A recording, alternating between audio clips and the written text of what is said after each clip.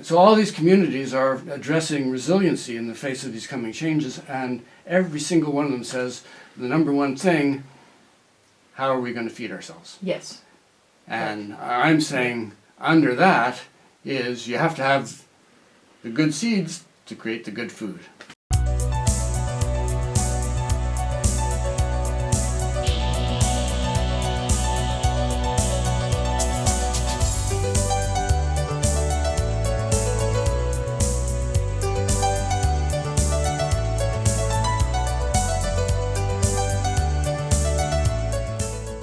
Hi, welcome to Peak Moment. I'm Janaea Donaldson. I'm on Salt Spring Island in British Columbia, not far from Vancouver. I'm with Dan Jason, the owner of Salt Spring Seeds. Thanks for joining me. Nice to be here. At this point, with climate change and other things going on in the world, it would seem that seeds and growing organic and perhaps local seeds really make a big difference. Why is that? Well, you probably have to go to the big picture of why we got in this mess in the first place, and that comes down to the fact that we've alienated ourselves so much from nature that we're our whole way of producing food represents a style where we try to dominate nature, where we're not really connected and we're manipulating everything all the time, and that was never the way farming used to happen. And now we have hybrid seeds and we have patented seeds and we have genetically engineered seeds. They all represent an attempt at trying to control nature.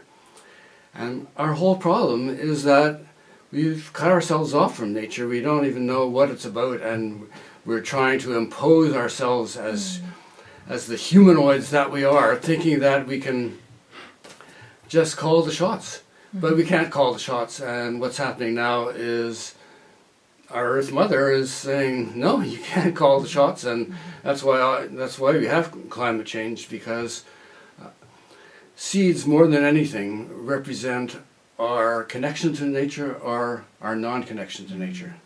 And we all feed ourselves, most of us 3 times a day, but you can't have good food without good seeds. Seeds are the starting point of everything. And they always have been. And if you start to take the approach that seeds should have the ability to withstand poisons, which is the basis of our agriculture right now, then what you end up is not only poison in the seeds, poison in the environment, poison in ourselves, Yes. and you're looking at a poisoned planet. So, And here we are. and here we are. With all of that. yeah. Now, what you're doing is a counter to that the industrial agriculture model with seeds. Tell us what you do with your seeds.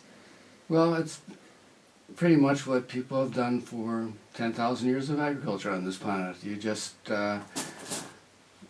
you grow your plants and you choose the best ones for whatever reason, health-wise, nutrition, yield, earliness to mature, stuff like that, and it's called selection.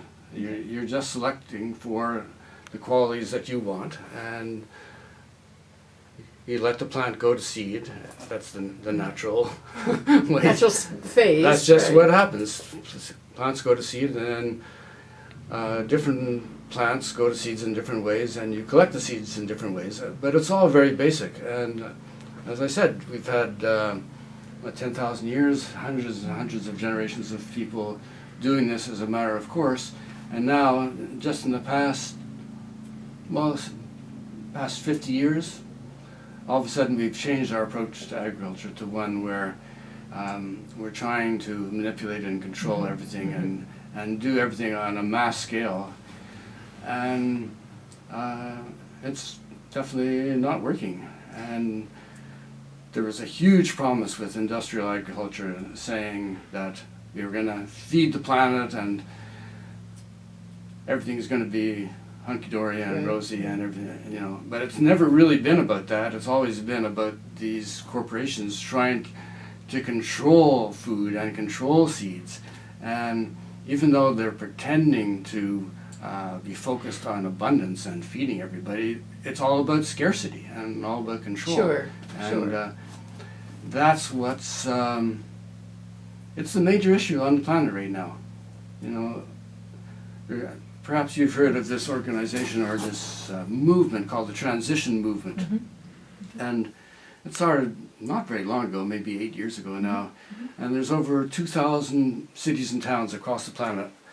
And they're all trying to address what's going to happen when things really deteriorate, and how local communities are going to be resilient in the midst of all that, because everybody sees an economic crash coming very soon, and things are going to fall apart, and things that ordinary modes of transportation are not going to happen. Ordinary growing, what's called ordinary growing, like California right now supplies most of our food here, and in the news just That's yesterday right. and today, all of a sudden there's no more water. That's right. So what are we going to do? So all these communities are addressing resiliency in the face of these coming changes, and every single one of them says the number one thing, how are we going to feed ourselves? Yes.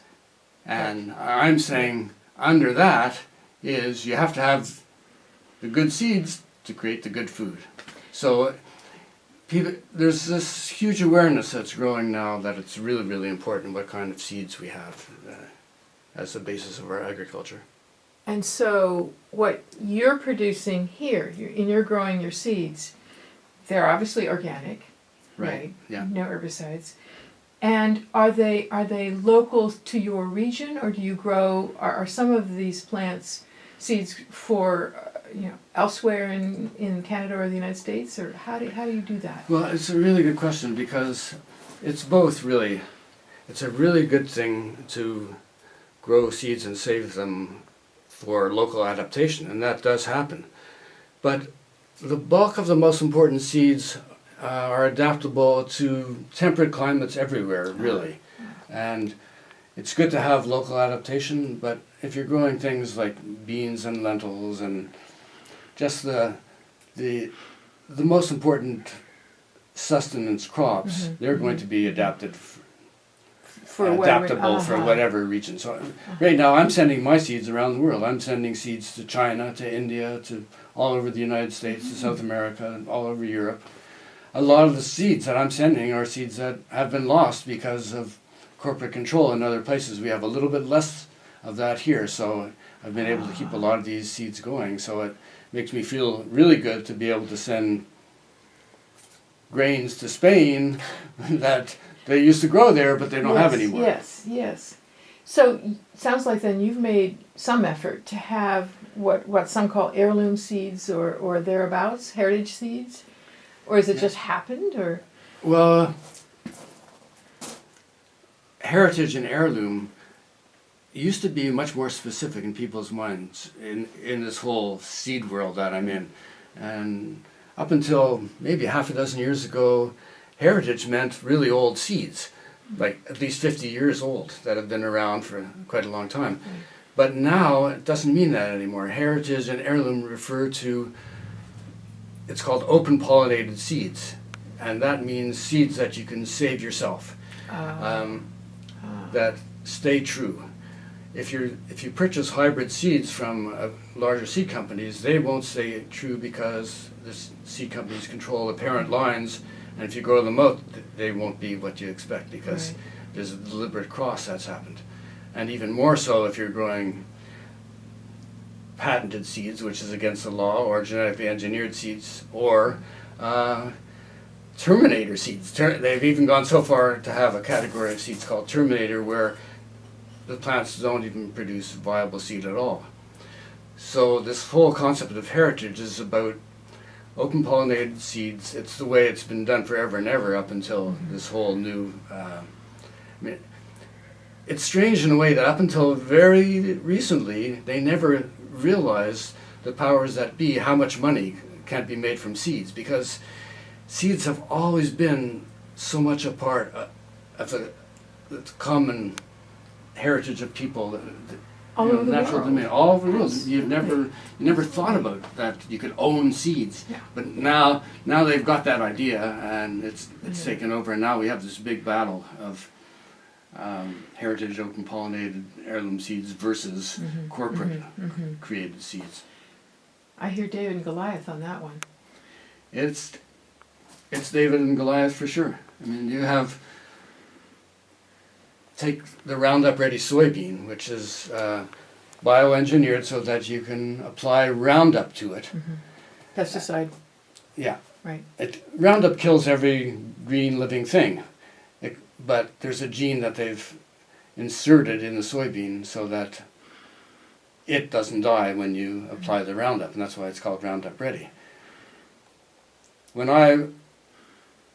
Genetically engineered stuff has been happening for about 20 years, and when I first started, I've been doing my seed company for just like 25 or something like that, and I've been watching the changes. And when I first started out, it was this idea of we could do this and this is going to save the world kind of thing, and there was a little bit of genetically engineered soybeans, and now it's gotten to the point where pretty much it's about 95% of all commercial soybeans in North America are Roundup Ready soybeans.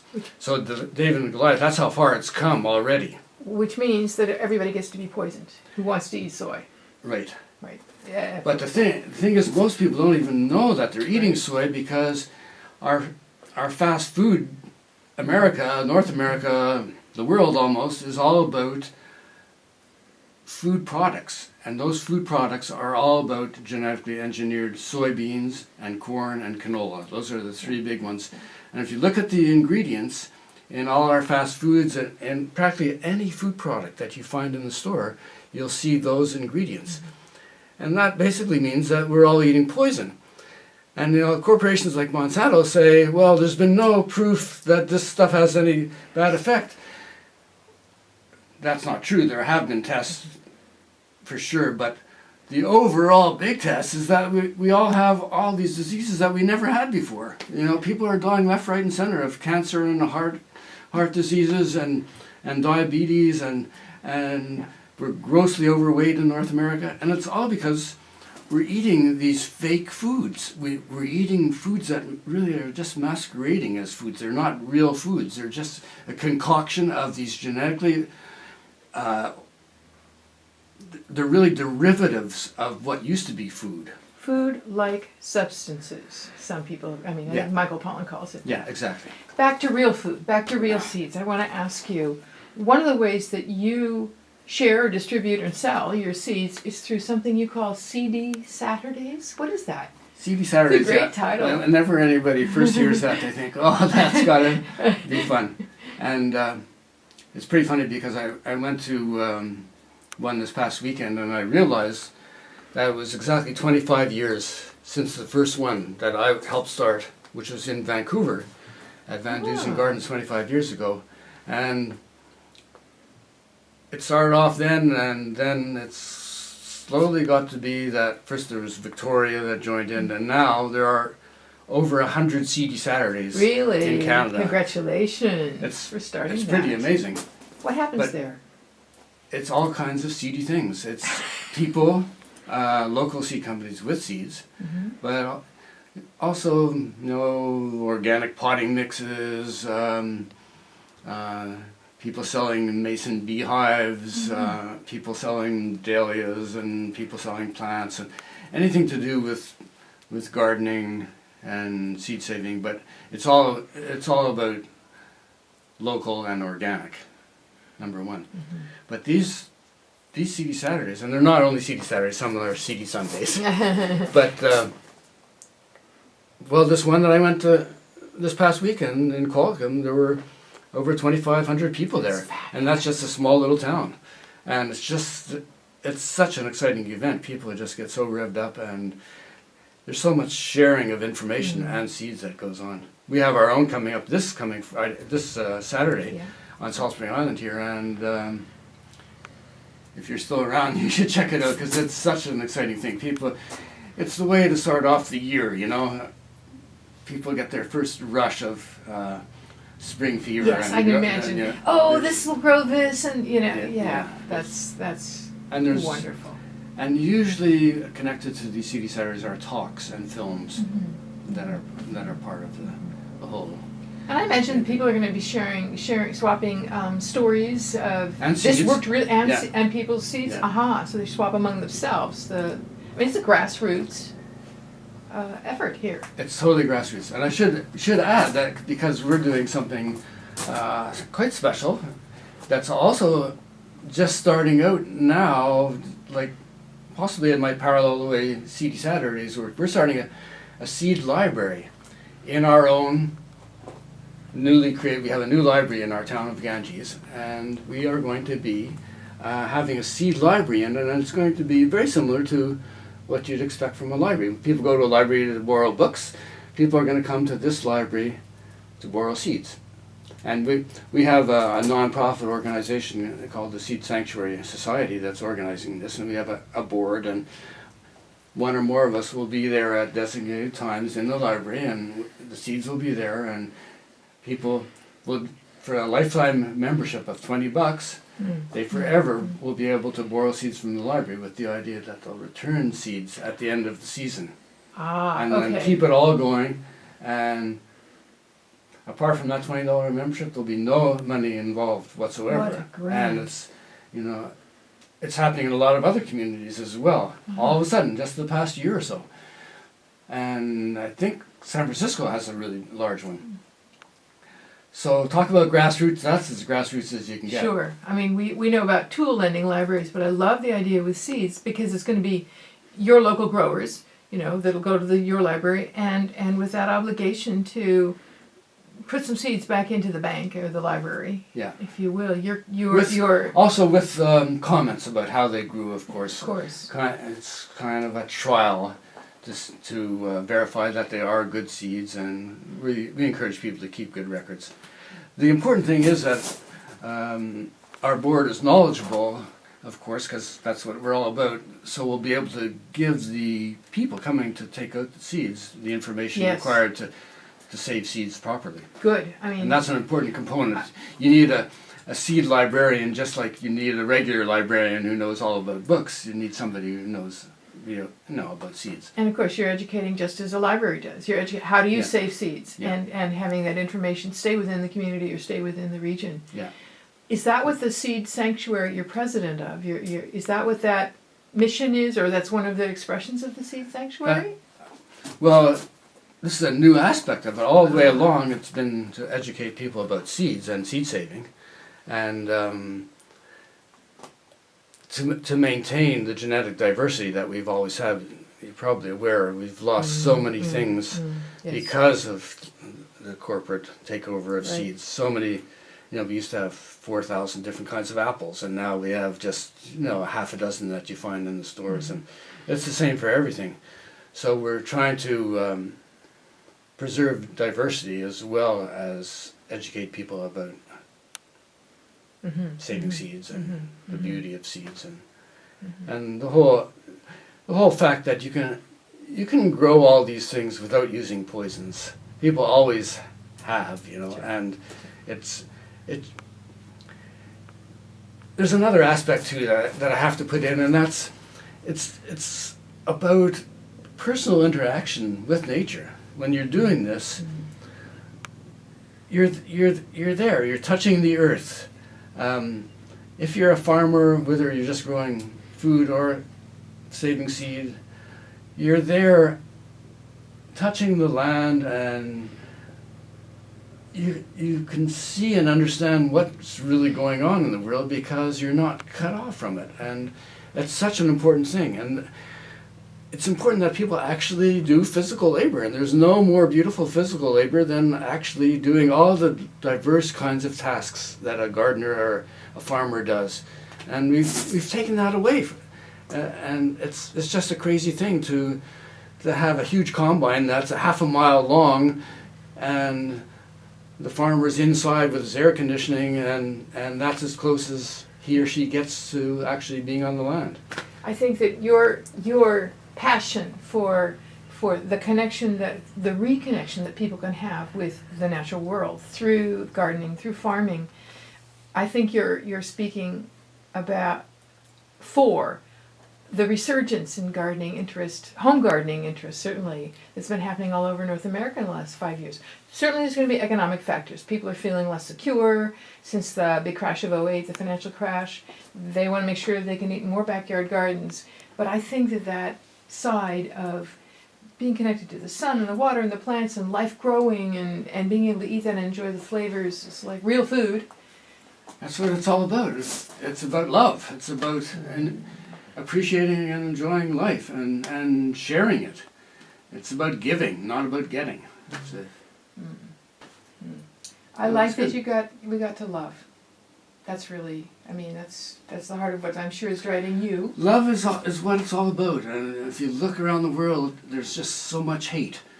And that's, if we're going to transform the planet, we have to learn to love each other again. I mean, a lot of people do, but we have to, if you just look at the news on any given day and all the people are getting killed and tortured and raped and everything, that's what we have to turn around. And at the base of that is our connection to this planet and honoring and loving this planet, because it's just a jewel. Thank you. Thank you. That's a wider definition of love than most of us have. Love the planet, love life, love each other, love the others. Thank you, Dan, for that wonderful notion. I'm with Dan Jason, who's the owner of Salt Spring Seeds and the president of Seed Sanctuary. You're watching Peak Moment. Go out and reconnect. Join us next time.